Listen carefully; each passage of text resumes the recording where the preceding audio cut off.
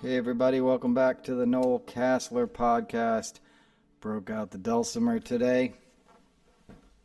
Was feeling in the mood for it. Crazy times, heavy times. It's supposed to be played sitting down, but that's podcast style dulcimer. Anyway, hope you guys are good. I know it's been a minute since I've done one of these. I've been writing, I've been putting stuff out there, but haven't sat down to talk to you guys in a minute, so let's do it. Heavy times. You know, I woke up today and was in complete shock like the rest of the world to hear what's happening in Israel. I got a lot of friends who live over there. I got a lot of friends here, that have a lot of relatives over there. I know people have worked on behalf of the Israeli government.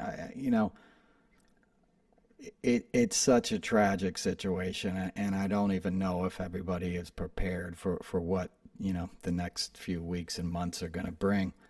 The suffering and the tragedy of this stuff is just immense, and a terrorist attack like that, because that's what it is, it's just, it's beyond the pale.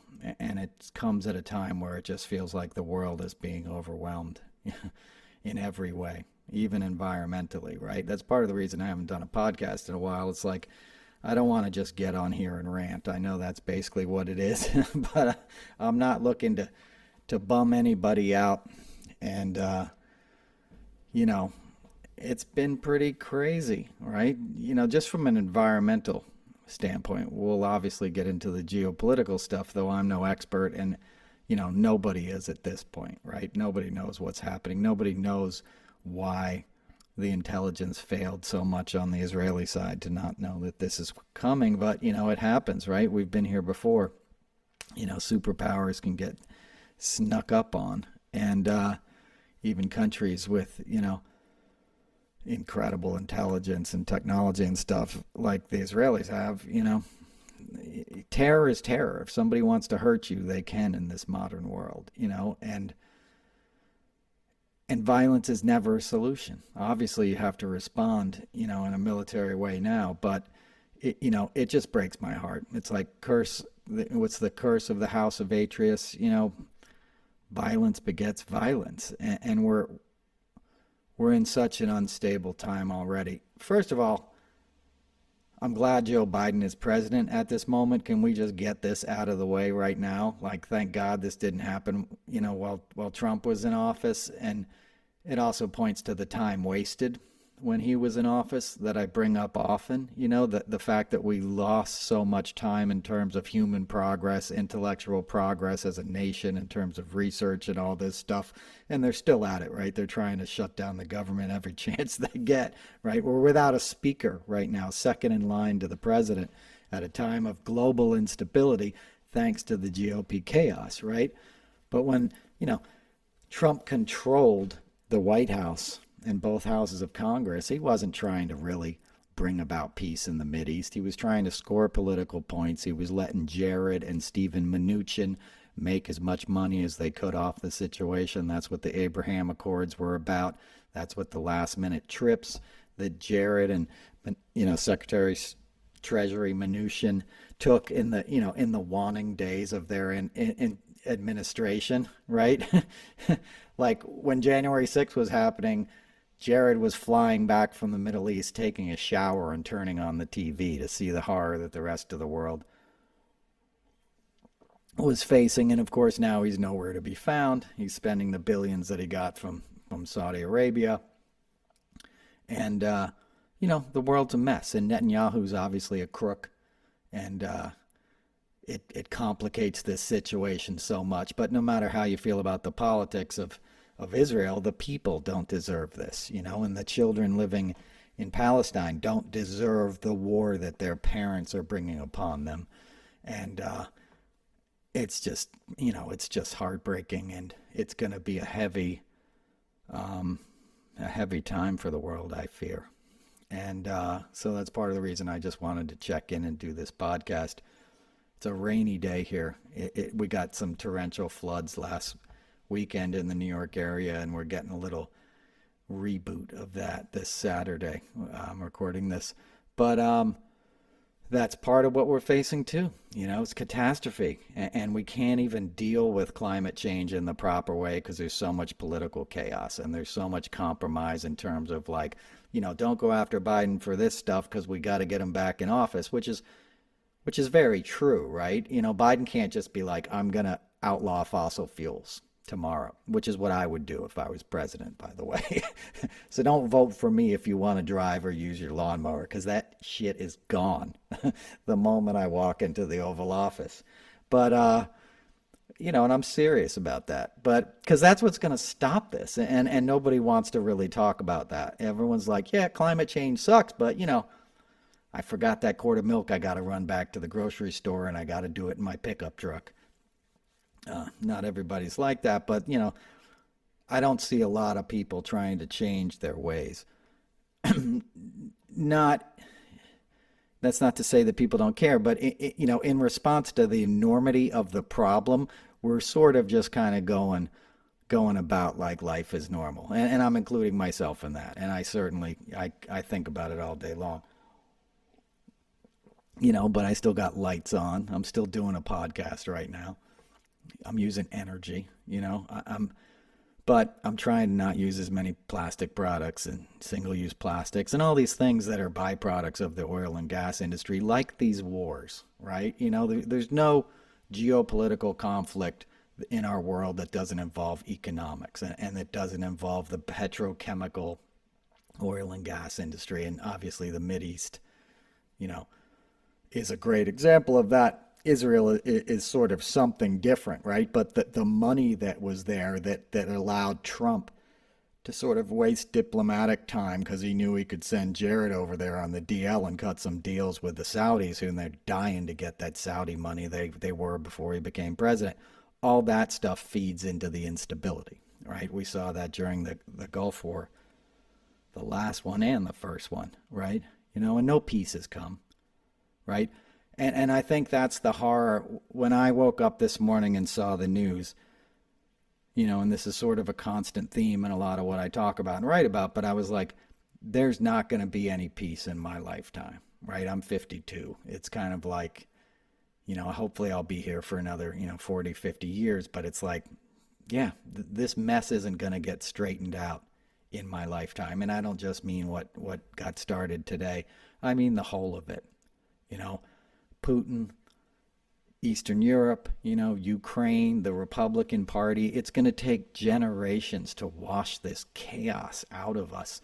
And it's going to go beyond politics. It's going to go beyond the left and right, because it's, we're at the level of like Dr. King and Gandhi and stuff. You need people to, Stephen Biko. You need people like to almost rise up in a spiritual way against this illness, this ego-based mind-made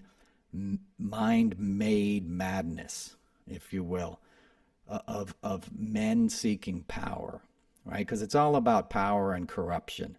When you look at the motives on the right, when you look at the chaos that just went down on Capitol Hill, they fired McCarthy because he wasn't going to shut down the government, because Trump told him to shut down the government, right? Trump summoned Marjorie Taylor Greene up to Bedminster, and they ate halibut and drank Diet Coke, and Maggie Haberman sat in the corner with her pencil and wrote it all down. And this was in the New York Times, and Trump said, you got to shut it down. It's going to help my case. It's going to help the special counsel or hamstring the special counsel. So he thought. It wouldn't have mattered at all, but he thought it would help his case. So he ordered this little troll that nobody had ever heard of before a few years ago. She was living under a bridge in Georgia somewhere, and QAnon made her the candidate, chased out her opposition, and she ran unopposed and took her seat and became a celebrity in the Republican Party and beyond, right? Because every time I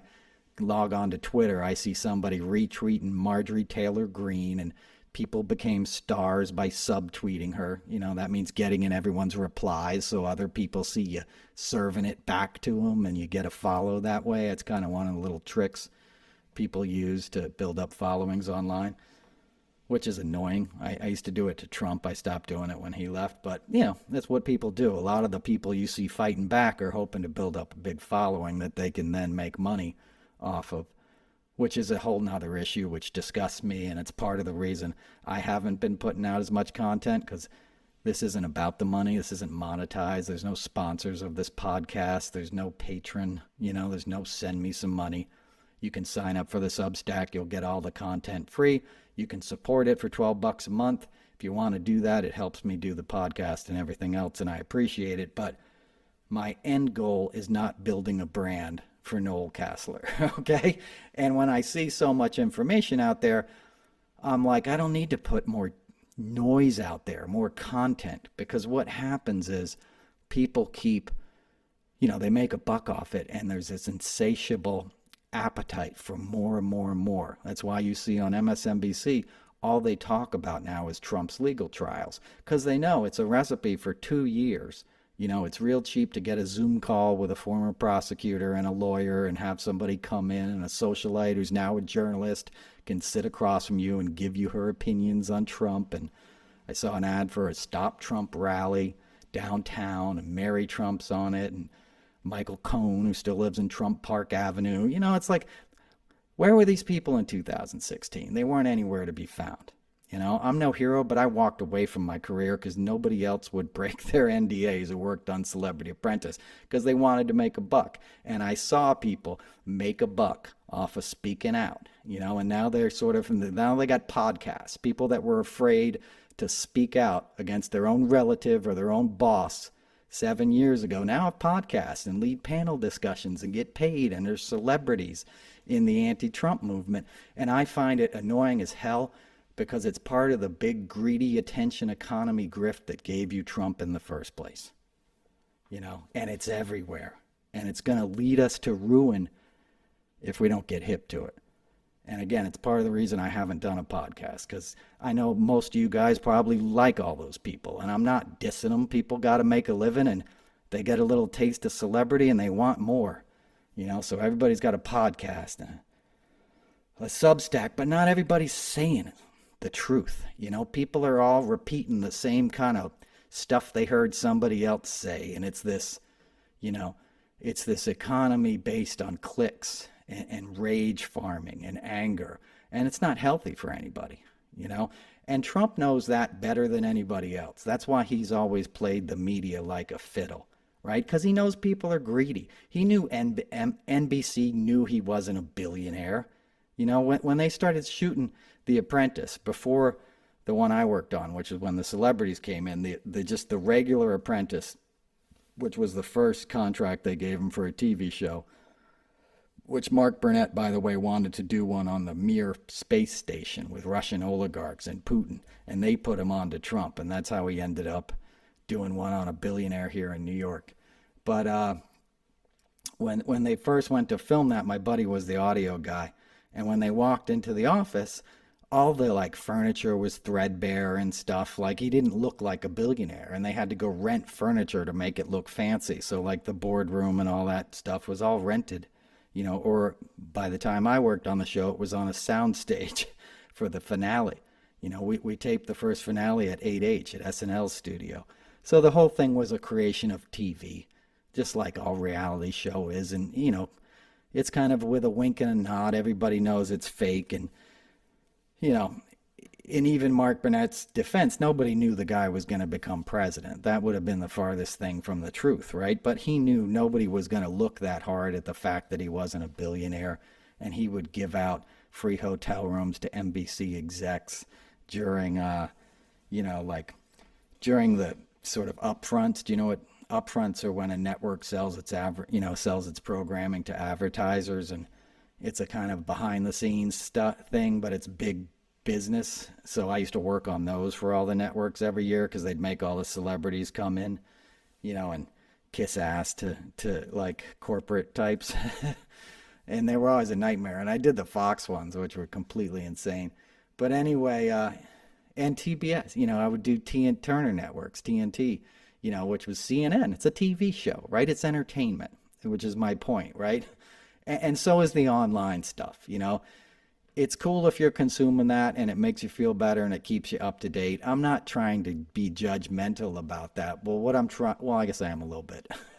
A little bit, it pisses me off. If you had power to do something about it at some point and you waited until you could make a buck off it, you're no hero or friend to democracy. That's just the way it goes.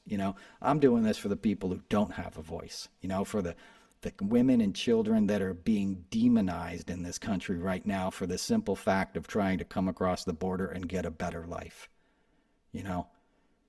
I've never met a Latin person I didn't like. Never. I've never met one that wasn't hardworking. Every person I've ever interacted with who came from another country made it better in my eyes. And that's not to say there aren't bad apples. There's bad people everywhere, right? It's human nature. But the people that are coming here to work with their families deserve every opportunity to do that, and they deserve our sympathy and our help. Not our pity, but our help. We need what they have to offer, as I've said a million times on this show. So the people protesting that, as they were in Staten Island this week, they were showing up outside of a shelter, the Trump supporters and the MAGA guys, and they were blaring horns and blasting music and bright lights into this. It was like an elementary school or former elementary school or something, somewhere where they were housing these families, where mothers were hopefully trying to get a night's sleep, with their kids, their traumatized kids who've been traveling thousands of miles, across several countries and God knows what kind of horror to come here and hopefully get a shot at working and getting a few decent meals and a place to live, and a chance for their kids to go to school. And they got to hear that. They got to hear some mook, from Staten Island, whose own family's probably only been here 2 or 3 generations, harass them, completely ignorant of how their ancestors got harassed when they came off the boat to get here at Ellis Island, 2 miles across the water from Staten Island. Like, it's insane. The irony is insane, but that ignorance has been weaponized, right, by this huge machine that they've created on the right that feeds people poison. When the Republican Party descended into chaos this week and they kicked out Speaker McCarthy, Fox News wasn't covering that. I switched on Fox News out of curiosity, and they were talking about pirates in San Francisco. Pirates, right? And it was basically like meth heads that were stealing outboard motors off of dinghies that were attached to yachts, so they could sell them for parts. Desperate drug addicts and its problem and its crime.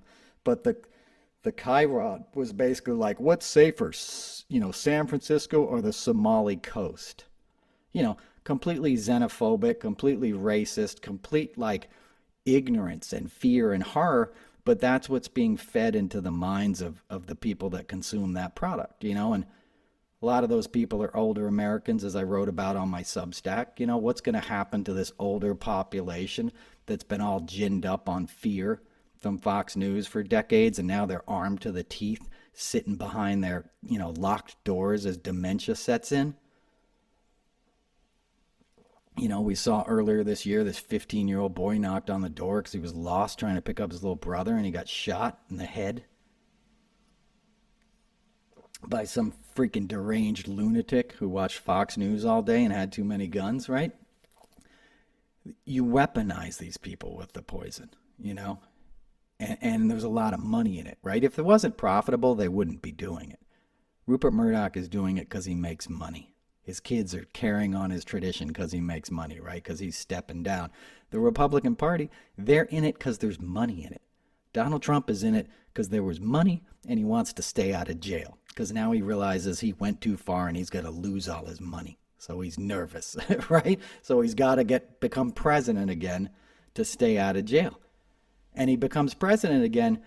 I don't know if you followed this. I've written about it on Substack. I got another piece that's coming out on it soon. But Project 2025, if you haven't heard of it, is the Heritage Foundation's basically battle plan for if Trump gets reelected, they're going to apply the Unitarian theory.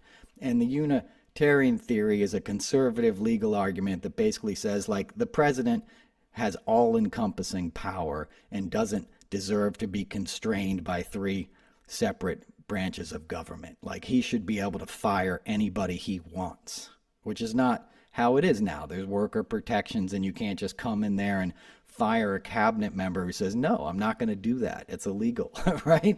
So, like, in his first administration, he would try to do stuff and he would get pushed back to some extent. You know, Muslim bans, some of the more outrageous stuff. People were like, no, we can't do that. And he was pissed. He just wants to fire everybody.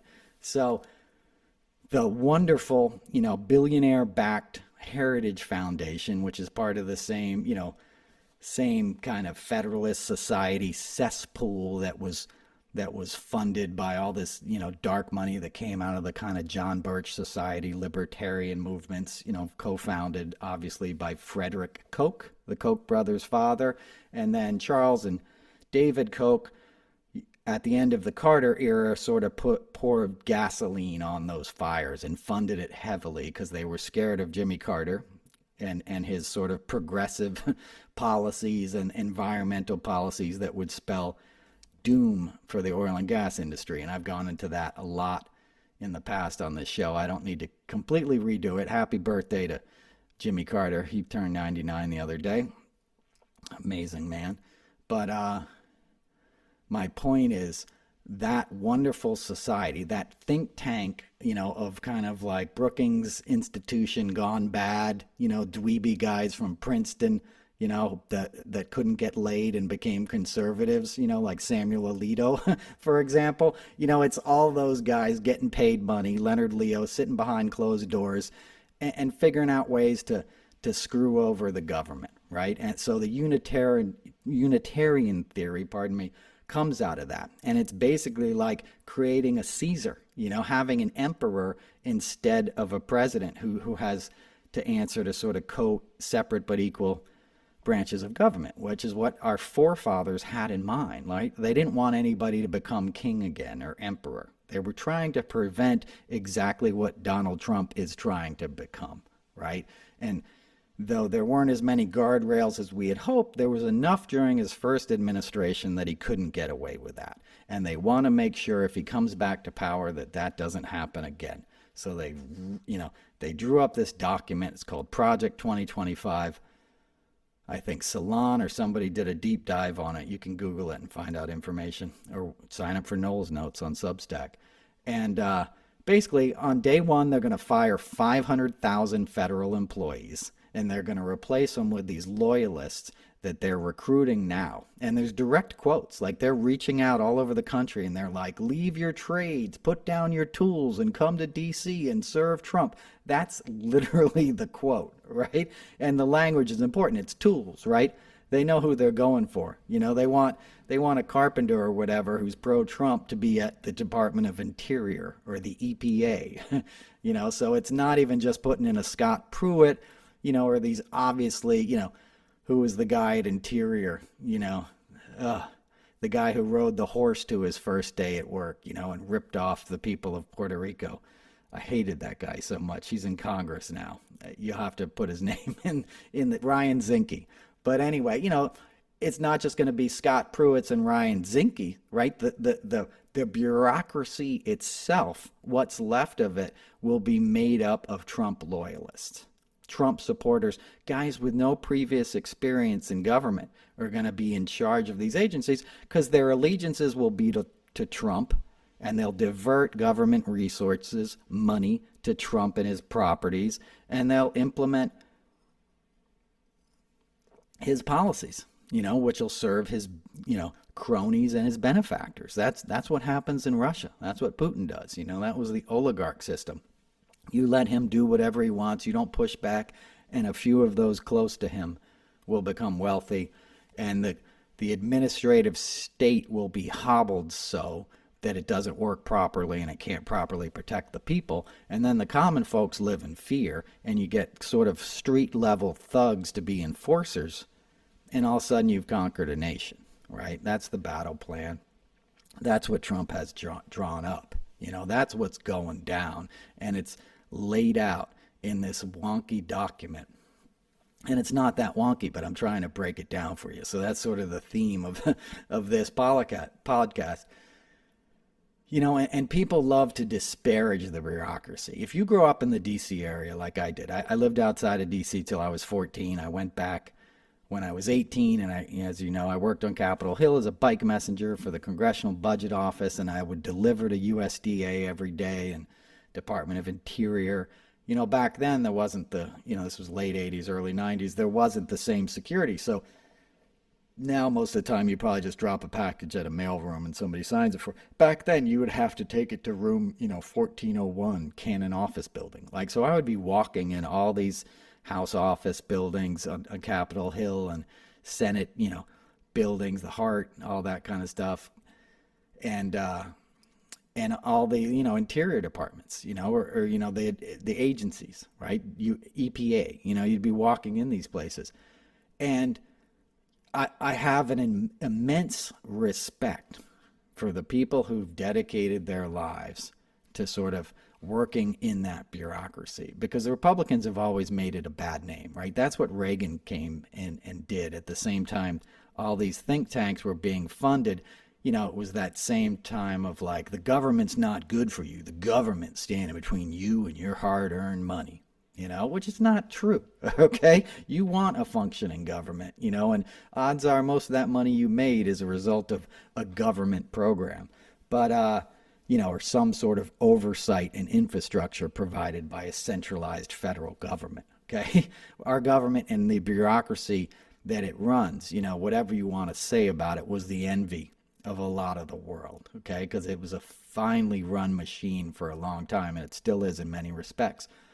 But it is that way because smart people decide, you know what, I'm going to live in Greenbelt or Montgomery County, or wherever, Beltsville, and I'm going to work at the USDA.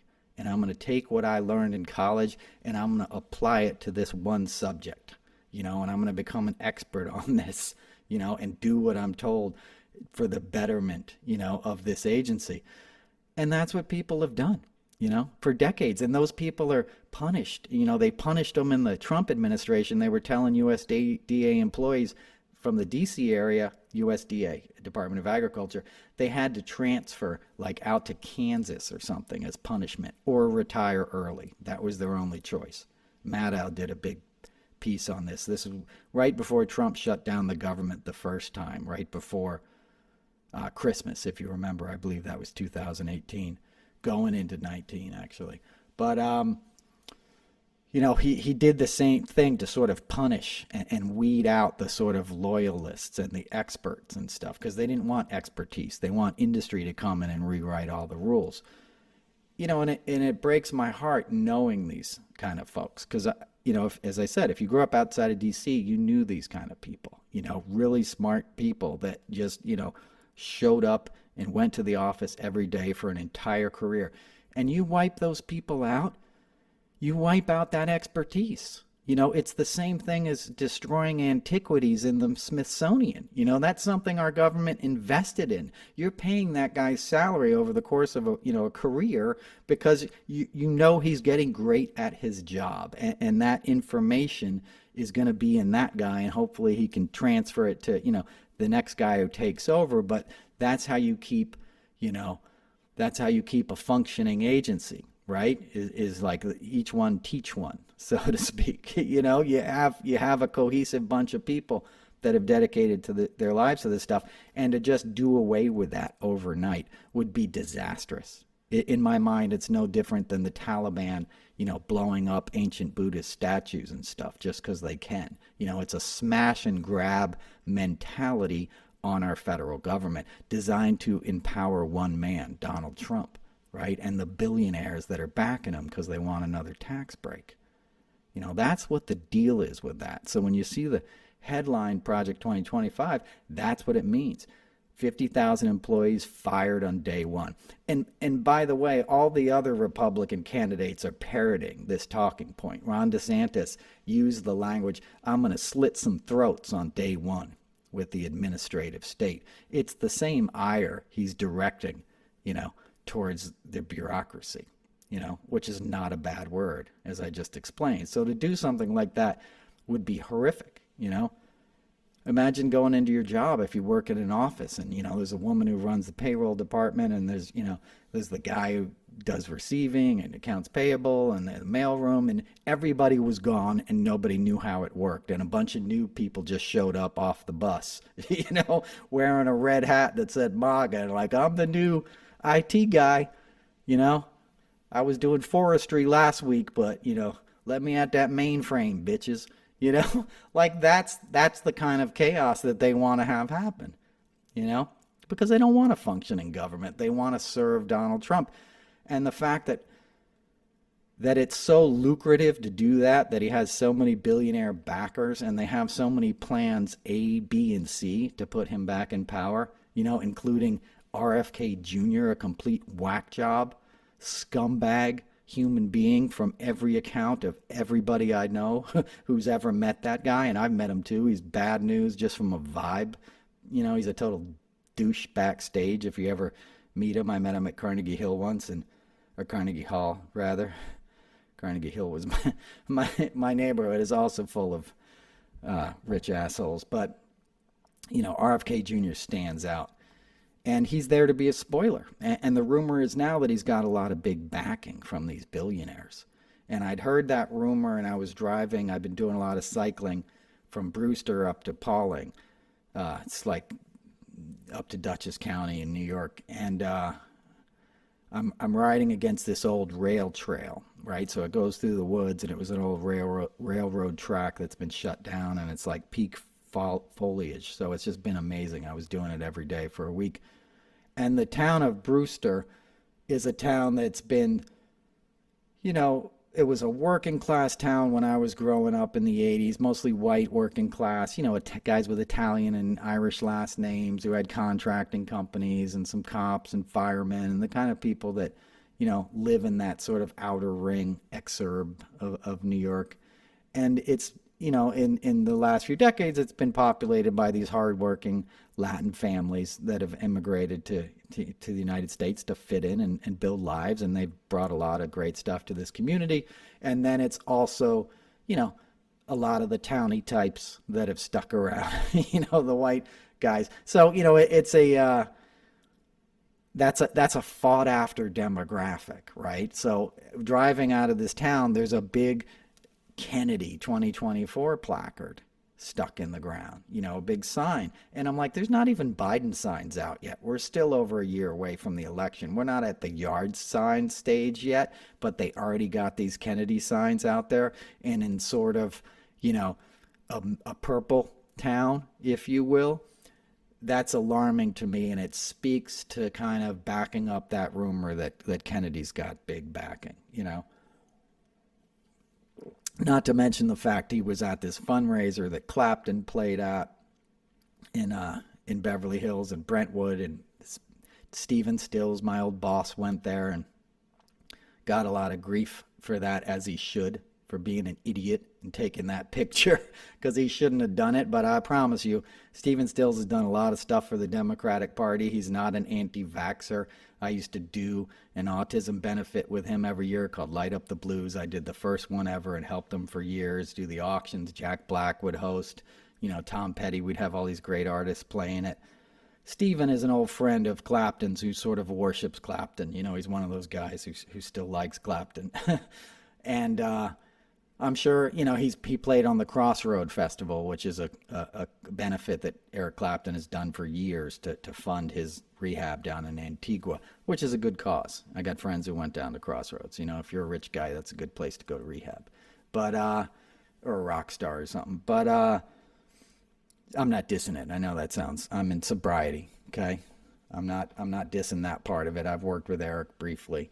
But, my point is, Stephen, was playing Crossroads later in the weekend, and he would have gotten invited to this swanky event at a Brentwood home, and Clapton was going to be there performing. So Stephen's the type like, yeah, sure, I'll go. That sounds fun. It's just down the street. He's been isolated in his house more or less for years, and he goes there and he gets taken a couple of pics. Hey, Stephen, let me get your pic. Get in there with RFK Jr. So there's my old boss with his goofy ass smile, like, and a pic that's like, no, you have no idea what's going to happen. So, a couple people tried to make the outrage go viral and stuff, but That's who Stephen is, in case you're wondering.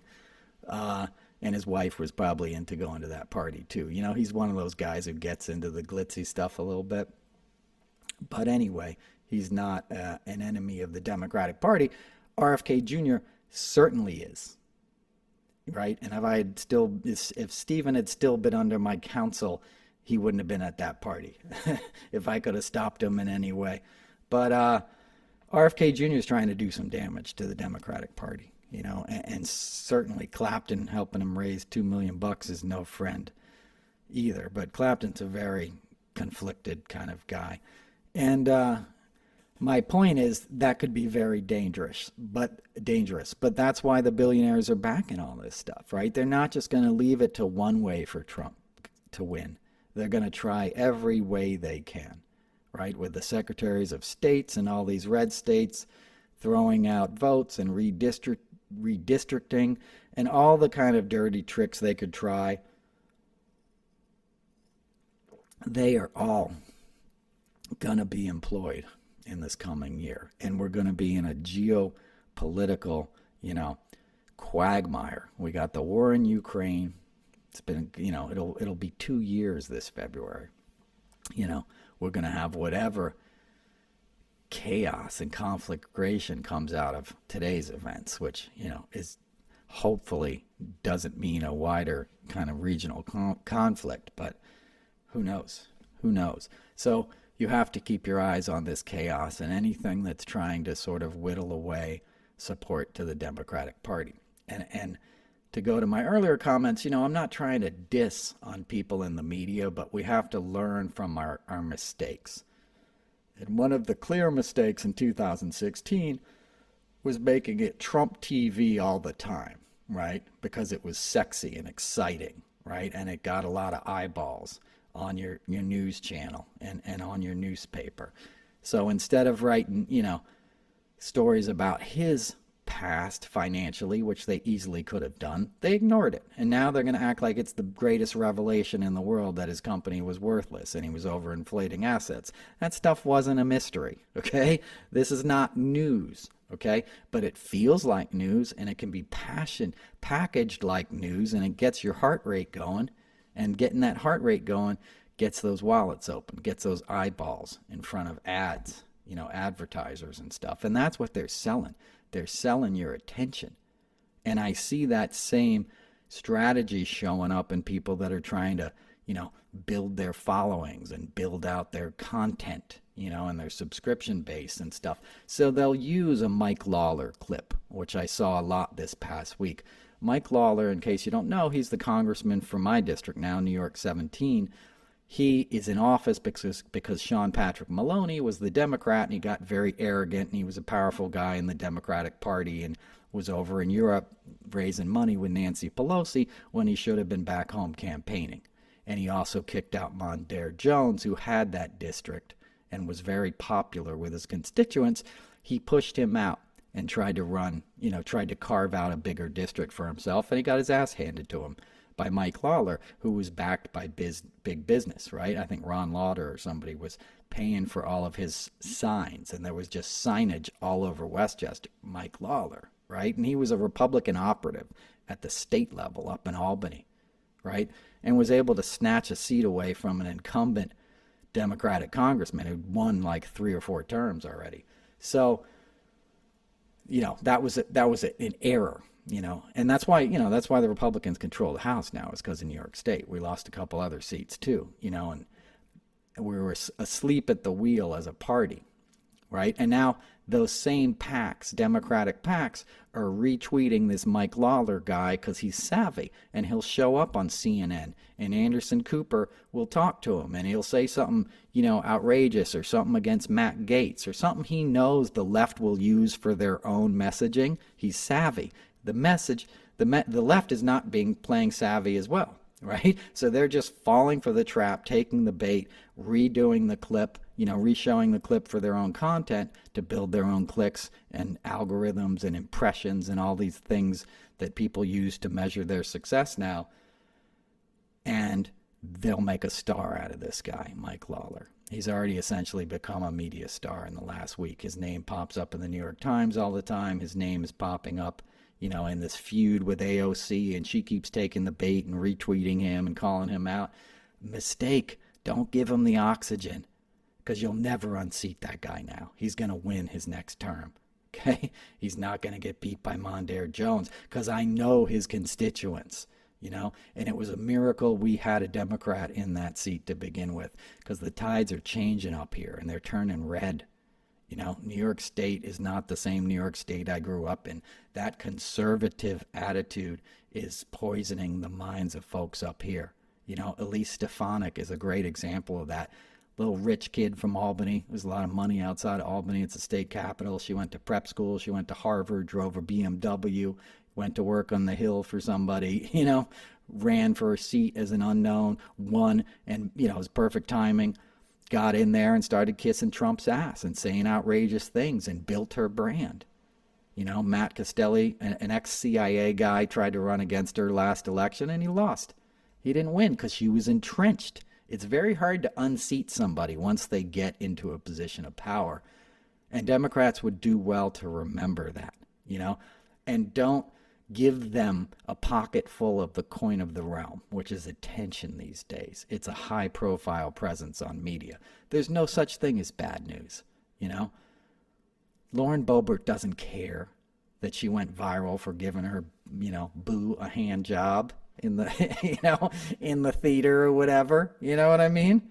She doesn't care. She's not going to suffer because of that. It's going to raise her game. And she's going to think, oh, the Democrats, the Democrats are attacking me. Like, there's no such thing as bad news because, the right is not ingesting the facts. They're ingesting the feelings, right?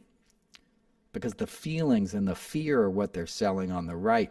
So when I see those same sort of sales policies, if you will, being employed on the left, it scares me, And that's not to say there shouldn't be like the dark Brandon accounts and the pushback stuff. And pardon me, I had another White House meeting like I had last year. I wasn't down there this time. I was talking on Zoom with some people who work there, and they're pretty savvy with their messaging, but they're up against the mainstream media who doesn't want to give him any credit ever. You saw the jobs numbers that came out yesterday, twice what had been hoped for, like 325,000 new jobs. I think they were hoping for 150,000 or something.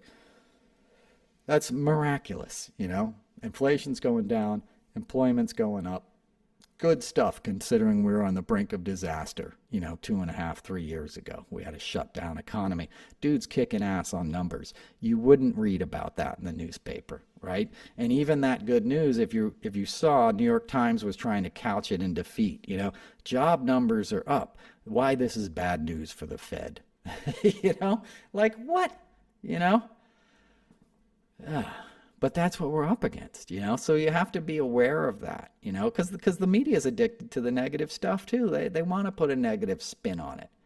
People aren't gonna, they're less likely to pick up the paper if it's like, oh, everything's going roses, and nothing is going roses. There's plenty of bad news to report on. The irony is they ignore a lot of the really bad stuff that would be illuminating to humanize the effects of climate change alone, and to prepare people for what is ahead in terms of, climate migration. You think the immigrant problem is bad now in terms of migrants trying to get across the border? Wait until entire countries are uninhabitable, Wait till there's no water in Arizona or Texas and see where all those people end up, It's coming, Crops are failing in Europe, there's practically no olive oil, No, olive oil is a major problem, for somebody like me who uses it on everything, But, I'm making light. There's nothing funny about that. Start writing about that stuff. And it's not that they aren't. And the climate scientists are pulling their hair out because the numbers that came out for September, they came out this week, and they were beyond what anybody thought. And if you look at these charts, it gets really bad in the last 10 or 15 years. The last 2 years, it gets even worse than that. It's just like this year has just been a straight line all the way up.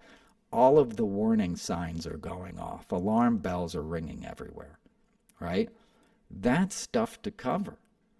You know, you could sum up the whole Trump trial at the top of every news hour for 10 minutes. You could do 10 minutes at the top of the show and then move on with more in-depth reporting that'll educate your viewership and build the empathy and humanity to empower people to know that they're not powerless, to know that they can do something about this, right?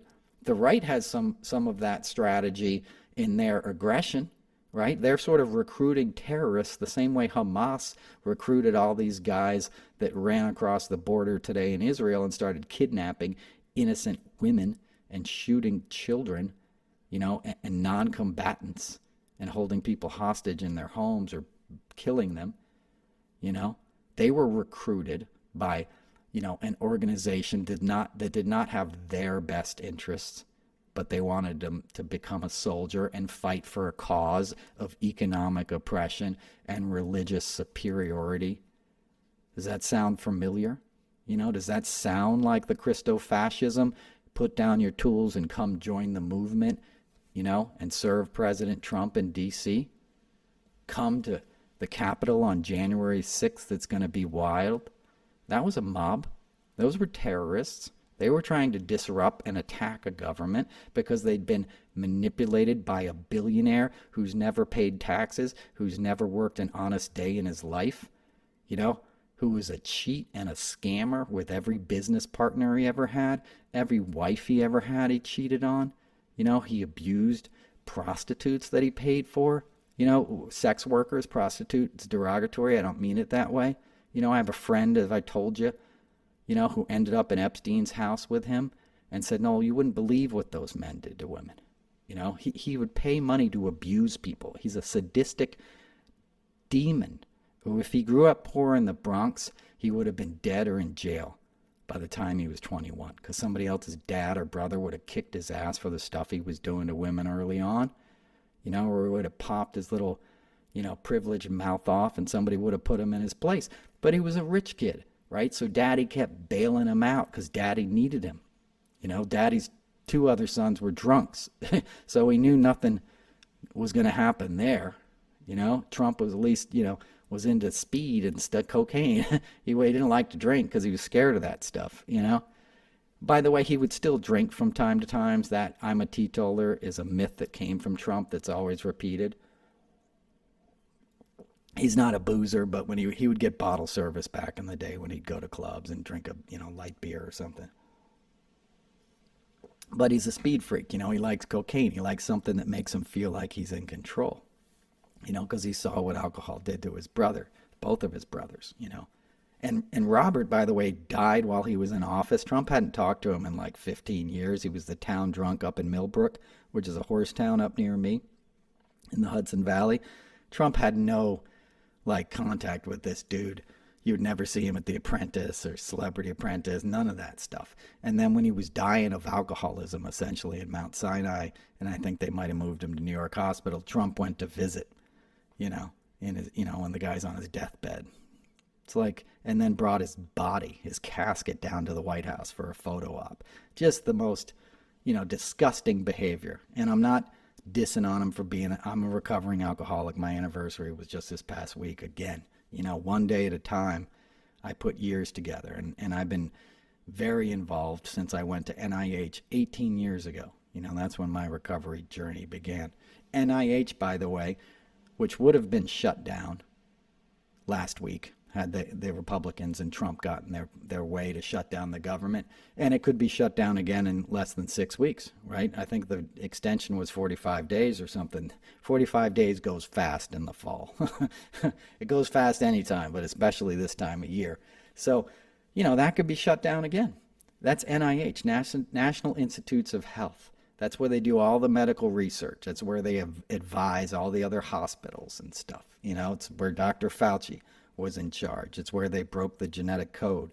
It's where they developed AZT, the, you know, the antiviral, the AIDS drug. So, you know, these guys are miracle workers. And when I was there, I was at NIAA, which is the National Institute of Alcoholism and Abuse, and I was in a 28-day program where they were gonna, you know, I was part of this. experimental thing where I was going to take a drug that might help with withdrawal from alcoholism, but it could have been a placebo. Nobody was going to know. It's called a double-blind protocol. And while I was there, I got to go to AA meetings and everything. So I learned about my disease, and then I was powerless. And as soon as I took the first drink, I didn't have a chance. And it was sort of my thinking, my programming, if you will. It's like you have a bug in your computer operating system, and if you go in there and redo that programming, the thing will work right, but if not, you're heading for disaster. So in those terms, I started going to meetings while I was in this rehab and learning about my disease and learning about the steps and living one day at a time. And it was like wind under my wings, and it's not easy, but it's doable for anybody. There is a solution, as they say. So I got hip to that by going to this, place of great scientific research and stuff. They basically said, hey, man, this is the only thing we've ever seen that works is this AA stuff. So 12-step stuff, just jump right in, brother. And I did. And my life's been, hasn't been the same since in a very positive way. And luckily, you don't have to go to NIH, a fancy place, to learn that. You can go into a church basement or a community hall in whatever town you're living in right now, and I guarantee you there'll be people like me sitting around that'll stick out their hand and welcome you. And you just sit down and listen, man. And when you're ready to start sharing, start sharing. And if you relate to what somebody's saying, go up to them and ask them for their phone number and use it and call them and start to be honest with another human being about what you're feeling and what you're going through. And you're going to be feeling better before you know it, crazy as it sounds, okay? So when I went to NIH, that's what I came away from. But while I was there, I saw that, I've talked about this before on the show. I was there at Christmas time, and I saw the pediatric cancer ward, this oncology ward, where these kids were given their lives to science, essentially. And I was there over the Christmas holiday. I saw their families, pushing them through the hallways and stuff. There was a common area, and you'd see a family walking their kid, and the kid's got a cap on their head because they've lost their hair, and they're in God knows what kind of treatment they're under. And one of the counselors, when I was there, when I was about to leave, said to me, he goes, look out the window, look at that pediatric cancer ward. He goes, what do you think those families would say if I were to walk into their room right now and say their child with a fatal disease could walk out of here today with that disease in full remission if they were to go to a meeting, if they were to work 12 steps, if they were to get a sponsor and call them? You think they'd trade places with you? Because let me tell you something, you both have a fatal disease. That's the only reason Congress gives us money. It has to be fatal. That's all we study here. But your disease, you can put into a temporary reprieve by going to a meeting every day, by not picking up a drink, by being honest with another human being, with taking an honest inventory of yourself and your behavior and changing it, having the balls to have a personality change. When this dude put it to me like that, I got it, and I also got the bravery in the sense of hopelessness, in the face of horror that these kids and other, and adult patients were going through at this place. So to think that facility wouldn't be allowed to take on new patients in a shutdown, because that's what happens. They lose their funding to start new protocols, right? It doesn't mean all the patients there get kicked out right away, but it means they don't bring in any new patients while the government is shut down. They don't start new experiments, new treatments, and everything they do there is experimental. Like all the stuff you're already taking out there in the world for medicine has already gone through the National Institutes of Health. And these guys were epaulets and stuff. They're part of the National Health Service. It's like they're in the Navy or something. Anyway, to think of that work, that noble work they're doing being hampered for a second because of a shutdown to appease some mob boss at his private golf club in New Jersey disgusts me. And that's what we're facing again in 6 weeks. And by the way, when Trump went to Walter Reed, that's on the same campus. It's right across the street as NIH. And if you remember, he went there. He was apparently much sicker than they let on, right? They gave him the monocloidal, experimental stuff at that point, right?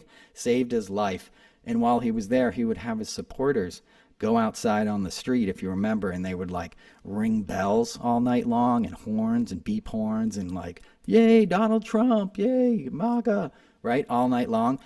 That was within earshot of these cancer patients, these very sick children trying to get better, had to listen to MAGA all night so Trump's ego could be fed. You know, that's just the physical reality of that time he had. And it drove me nuts when we were living through it because I knew exactly where he was and I heard how noisy it was on TV and I couldn't imagine, you know, what it did to the patients. And knowing that that human being that was getting special treatment was making life worse, you know, for these other less fortunate souls across the street for no other reason than to feed his ego was maddening. And then to know that when he left, he wanted to wear a Superman t-shirt and rip off his shirt when he walked out of the door to show how tough he was. They talked him out of that. The compromise was the helicopter ride that Mark Burnett consulted on. Because if you remember, he got in the, you know, Marine One or whatever the helicopter's called and took a long circular approach down the Potomac at sunset. But they had follow helicopters with news cameras in it to videotape it. Burnett was always obsessed with helicopters. That's like his trademark because he was a German, I mean, he was an English like special forces guy at the beginning of his career. So he always puts helicopters in his shots. If you remember The Apprentice, there was always a helicopter in the B-roll. I've told you that story too about what Trump said in the helicopter. I'll tell you another time. My buddy was the audio guy in there and he looked down at Queens and he goes, look down there. I don't want to use the language. He said, look at all those spics, I'll use it, Muslims and N-words. That's what he said. And then he looked back at my friend who's Puerto Rican from New York and just smiled. My buddy's the audio guy sitting in the back. You know, that's who Trump is. He's like 1950s racist, right? Because he grew up like West Side Story era, 50s and 60s, where, you know, Puerto Ricans in his mind were the big threat, you know. And he used the N-word out in the open on Celebrity Apprentice. You know, you've heard me talk about that before. NBC knew that at the time. That didn't come out in the campaign. Even though I told Hillary's people about it. But anyway, so he got the, you know, helicopter ride through D.C. He essentially got to turn it into a campaign commercial. Him leaving, luckier than the million Americans who didn't get to leave their hospital bed when they got COVID. Right? Million plus since then, 400,000 or whatever on his watch at that point, perished Americans. This guy cuts a campaign commercial out of it. The Marine One lands, you know, on the ellipse or behind the White House or whatever. You all remember he got out, wheezed his fat ass up the stairs, and then ripped his mask off like he was a tough guy. And that was pretty much the end of people fighting back against COVID, right? Because that kind of kicked off the anti-mask, you know, like, you know, it was symbolic, and he knew that because he was heading into the campaign, and not wearing a mask was going to be, you know, part of the right-wing BS that they fed people. And look where we are now. Like, we're in the midst of another surge and nobody even talks about it. You go out in public, barely anybody wears a mask anymore. You can thank Donald Trump for that, you know, because wearing a mask was like, if I'm protecting a kid or an elderly person, somebody I've never met, sign me up. Give me 2 of them, you know. But anyway, so that's where we are with all that. It's all maddening stuff, you know.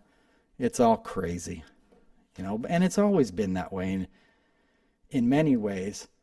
But we've never had as much chaos, as much kind of, obviously we've never been in this place before with both the environmental catastrophe and the outright anti-Semitism and fascism that is online. You know, if you're using Twitter, if you're listening to this podcast and you're on Twitter because you want to see my tweets, please don't. Like, don't. You know, consider Threads, consider not using it. You know, don't let me allow you to engage with that thing anymore, because Elon Musk is like Trump part 2. You know, he's going to be something that we're going to have to contend with in a big way for many years to come. But we got to sort of bury Trump first, electorally, you know. But so anyway, you know, I'll get into more of that stuff next time. I don't want to overburden you, but you know, we've always been in these times. We've always had things to look forward to, and we've always had the kind of sort of artistic spiritual leadership we needed in a moment. And it's still out there. You know, we don't have Max Roach or somebody today. You know, we don't have Dr. King. We don't have a movement in the same way, right? Because all of the movements are individual people trying to build their brand. It's not just a ton of people marching. And we're stronger when we're together. And that's not to say there weren't climate protests. What I'm trying to specifically talk about is the online thing and how that becomes a conduit to power, even if in just a media sense. And that can be a trap. That can be dangerous, right? Because if you think you're completely fighting back by staying on Twitter and retweeting people, Elon could shut that off in a second. He could turn off Twitter 2 months before the election, you know, next September or October, and there would be chaos. And all the Democrats would be like, everything was on Twitter. I didn't even set up a Threads account, you know, and that's dangerous. You know, we need the White House. You need all those political agencies that are still using Twitter, and I understand why, but you need them to start putting their eggs in another basket, because you can't trust your eggs to that dude because there's a hole in the basket, you know? And that's not even to get into the moral stuff about why would you want to help, you know, an anti-Semitic, fascist, Nazi-loving guy. You know, why would you want to help his product? There was already disinformation today. You know, they had the talking points ready to go that the $6 billion that Biden, you know, gave back to Iran was used in this attack. It wasn't. That money hasn't been touched yet. It's sitting in a bank account in Qatar, I believe. It's, you know, it has international monitors. They haven't spent any of it yet. Half the money goes to Iraq anyway to like rebuild some stuff there. And, you know, that's not what is happening, but that's what Trump said, and that's what Rick Scott said, and all these other vampires in the GOP are going to use a talking point. It's also very convenient that they had that talking point ready to go. It's also convenient that Netanyahu had a kind of video shot that sort of looked a little campaign style when he's like, we're at war. You know, he didn't look like a scared, haggard, like caught by surprise guy. He looked like he knew this moment was coming. That will be revealed, and smarter people than me can figure out why there's an intelligence failure. But I don't trust Netanyahu. I certainly don't trust Trump. You know, Netanyahu used to sleep in Jared Kushner's bed, and when he visited the Kushners back in Jersey. So they all go way back, and I'm not saying that they knew this was coming, but, you know, Israel has the greatest intelligence agencies outside the United States, you know, and all of them sort of failed, which is just not possible. So there will be accounting, you know, and you know, as I said, people will figure this out. But the point is, providing disinformation, especially if you're an elected representative like a United States senator in a time like this, that's criminal. That's aiding the terrorists, you know. This is when you all come together as Americans. On 9/11, you didn't have that many people, you know, saying disparate things. You had Donald Trump, who was lying, who wasn't even in New York. He was at Mar-a-Lago. He was down there with another couple, and that guy since died, so you never got the true story. But like Barron's or Crane's did a whole piece on it, you know, and he flew back afterwards, but he wasn't even in New York City that day. I freaking guarantee you. But he used it for his own gain, and that's how his initial response this time was, how can this help my campaign? This is Biden's fault. That's not what you say. That's not what you say as an ex-president, right? George W. Bush isn't saying that stuff. You know, you got to stand united in the face of this terror. You don't think of, what can I get out of this, right? But that's what Trump does, and that's what the Republican Party does. Rick Scott, a guy who stole billions from Medicaid, you know, and got a huge, you know, settlement when he left, and then became a governor and then a senator who's never given anything in his life, as many of these men haven't, you know. So, and look up that thing about Trump not being in New York. It's completely true. He didn't show up until like the 13th or something. It was another couple, and the other guy owned like Page Six. He owned part of like the post operations, and he and his wife were down there with Melania for like the weekend and stuff. And he swore by it. This was way before Trump was president. This was like, this came out like 2003 or 4 or something, and the guy since died. All these people die that Trump, that like Trump's doctor that gave him the Adderall, Harold Bornstein, died mysteriously right after January 6th. They found him dead in his home in Scarsdale. His family didn't say why. They quietly sent in an obit to the New York Times. The doctor with the crazy hair that said Trump is the most, greatest physical specimen, that Trump wrote his medical report when he was running in 2016, and that Trump, his first action as president was sending Keith Schiller and Matthew Calamari and the lawyer, I forget the Trump org lawyer, who went in, they went into this doctor's office, pushed him up against a wall, and took all of Trump's medical records. Okay?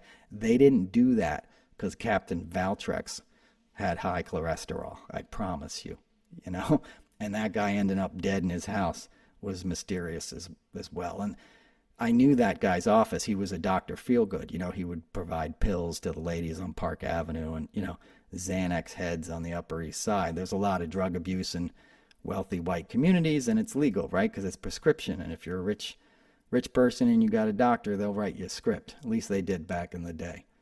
But so that's who that guy was. But anyway, Trump always has these convenient deaths around him. Things always sort of break in his way. And that's something we have to be aware of, right? So don't engage with the disinformation. Don't make it easier for them to do their jobs. Don't make stars out of the bad guys. I know it's scintillating. I know it's entertaining, but we have to be very disciplined in our approach because we're in a very tumultuous, tenuous time, okay? So thank you guys. I love you. Thanks for listening. I'm sorry I haven't seen you in a while. I'll be back regularly. I was in Nantucket for a little bit, and the Substack, that's what I work pretty hard on, those articles. I wrote one about Jimmy Buffett, who I got to know, a page a day. Jimmy Buffett told me to, I was struggling as a writer. He said, a page a day, man. That's what Herman Woke told me, a page a day. Then at the end of 30 days, you got something. And he was right. And the last time I saw Jimmy was in Paris, backstage at the Olympic. No, it wasn't the last time. I saw him at Lincoln Center. But even when I saw him at Lincoln Center, a page a day. He would see me. He would just say, a page a day. What a great guy. Anyway, all right, well, I'll leave it there, okay? I love you guys. Check out the Noel Casler, Noel's Notes on Substack. You can find me on Threads. You can listen to the podcast. That's about it. I need to see you guys in person. I need to do some live shows again because, I talk to this computer screen and it goes out there and it's a number, and there's like 10,000 people that watch or listen to this every time I do it, and I don't see any of them. I don't get to talk to you. I'm looking at my own ugly face here in the computer screen. So I got to get back out there and see you guys. I got some other writing projects I've been doing too. Maybe I'll try to do some excerpts on Substack, the book kind of stuff you guys are asking for. Been doing some artwork, been doing a lot of music. Happy birthday to Tom York. Today's Tom York's birthday. My best friend, who I've never met, he did wave at me in Queens this year at their concert, and that was a happy moment. I was like, he just waved at me. Hi, Tom. So happy birthday, Tom York. I love you guys. Thanks for listening. This is the Noel Casler Podcast, episode 104. I will be back soon, I promise. Peace and take care of yourselves.